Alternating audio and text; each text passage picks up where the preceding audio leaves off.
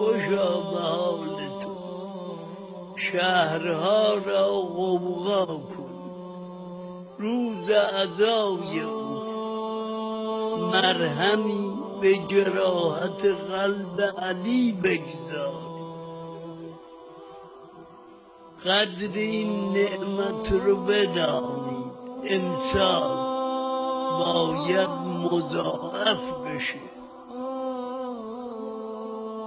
امام هشتم ولی اصل نگران سوم جمادی و ثانیه است. ببیند برای مادر پهلو شکسته او چه میکنه.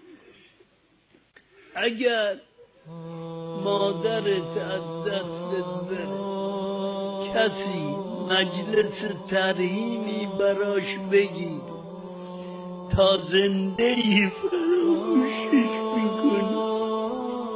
خوشا به حال این حیاتی که در ازای مادر ائمه معصومین بیرون میان.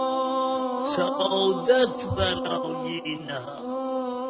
کاش میتوانستم قدم این سینه زنها رو میبوسیدم.